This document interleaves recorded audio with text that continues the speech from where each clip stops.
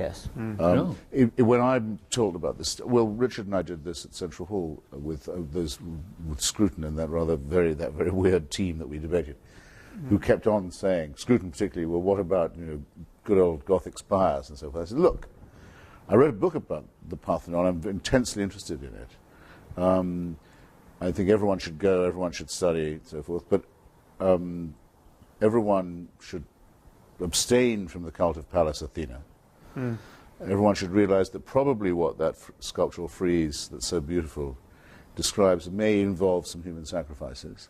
Athenian imperialism wasn't all that pretty even under Pericles. So the great cultural project, in other words, may very well be to rescue what we have of the art and aesthetic of religion while discarding the supernatural. And I think acknowledging the evil that was part of its creation in the first place. That is, we can't condone the beliefs and practices of those Aztecs, but we can stand in awe of and want to preserve their architecture and many other features of their culture, but not their practices and not their beliefs. I once did a British radio program called Desert Island Discs, where you have to go on and choose your 6 records which you take to a desert island and talk about it. And one of the ones I chose was Bach, Mache dich mein Herz rein. Oh, yes. It's wonderful, sacred music. And the woman questioning me couldn't understand why I would wish to have this piece of music. Pious. It's beautiful music, and its beauty is indeed enhanced by knowing what it means. Yeah.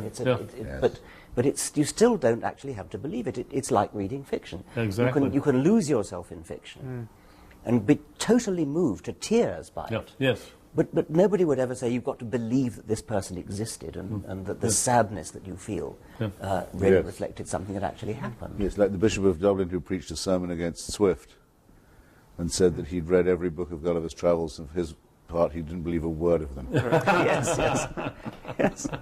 So that's the locus classicus, I think, of all that. Well, clearly we're not cultural vandals, but maybe we should think of the way in which so many people suspect that that's what we are. Yes. If I would accept one criticism that these people make, or one suspicion that I suspect they harbour, or fear that they may have, I think that might be the one. Yes. Right. That it would be all chromium and steel and... Yes, and very no much Christmas so. carols and no no menorahs. They couldn't possibly. Anybody who makes that criticism couldn't possibly have read any one of our books. No. Well, that's another problem too, isn't it? Is the people that, of course, this isn't just our books; it's so many books.